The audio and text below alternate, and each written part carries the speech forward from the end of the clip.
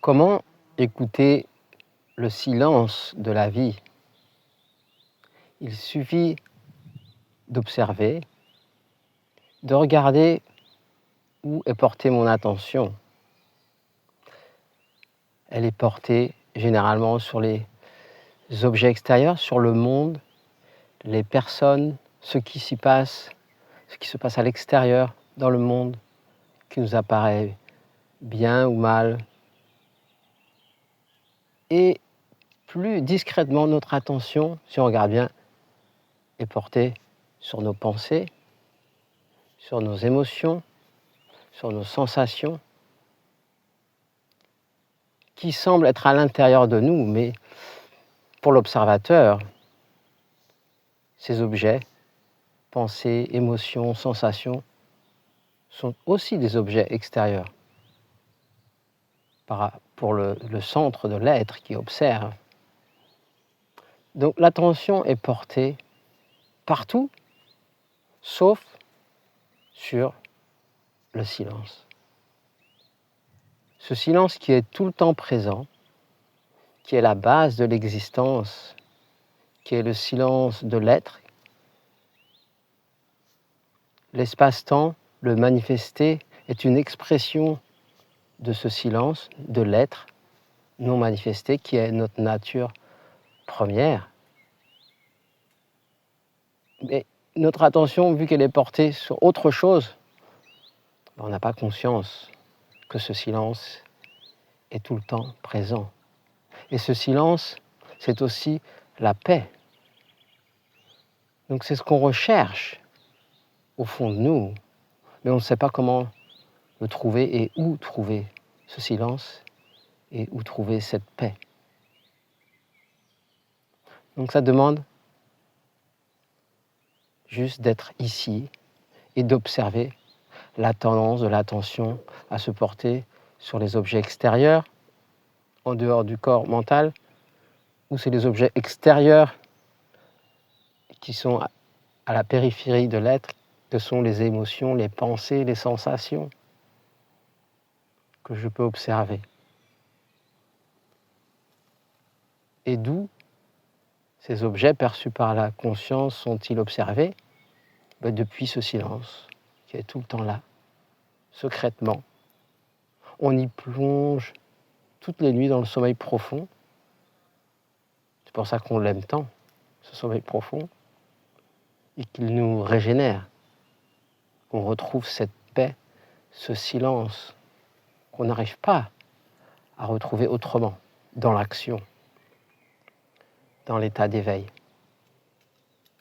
Donc l'invitation ici, c'est d'apprendre à observer tout ce qui est perçu, tous les objets perçus par la conscience, et en l'observant, je m'aperçois donc qu'elle est portée sur ces objets.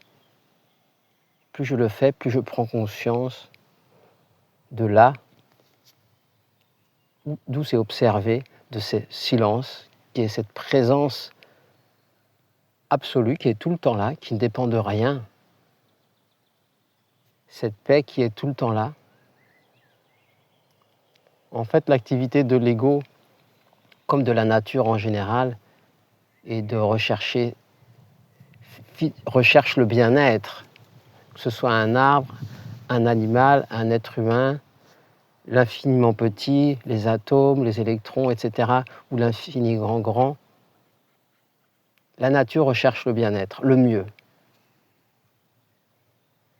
Le mieux, et qu'est-ce qu'il y a derrière le mieux? Il y a la perfection, qui est ce silence, cette paix qui est tout le temps là.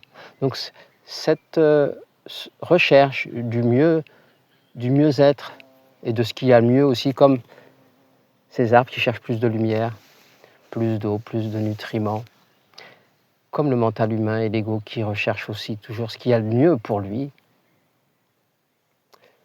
Donc la nature fonctionne sur ce mode,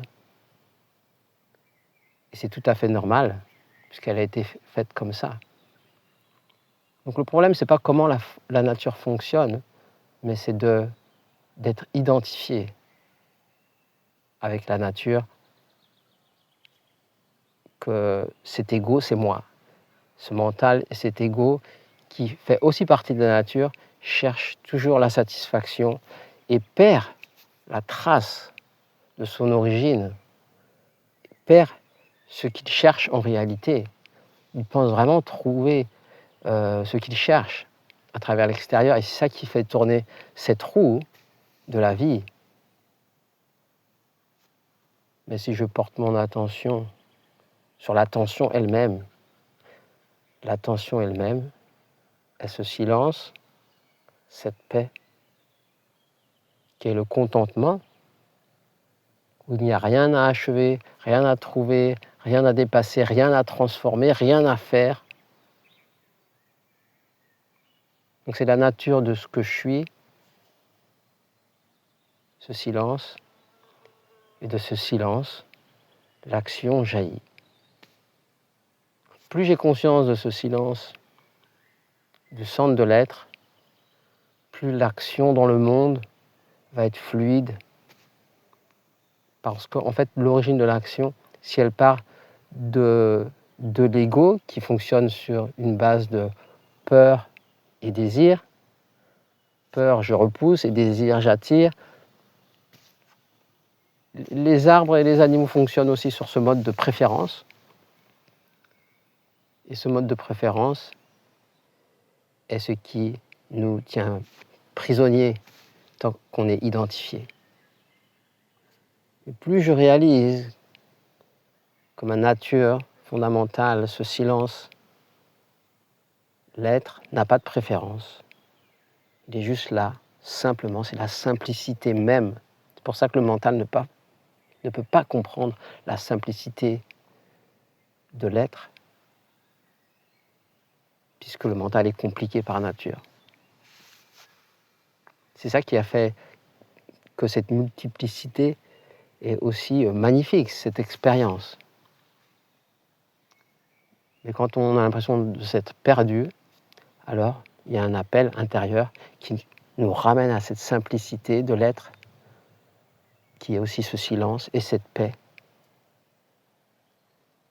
qui est l'origine de toute chose. Donc, la question que je posais au début, comment écouter le silence de la vie, c'est observer là où mon attention est portée. Là où mon attention est, cela je suis.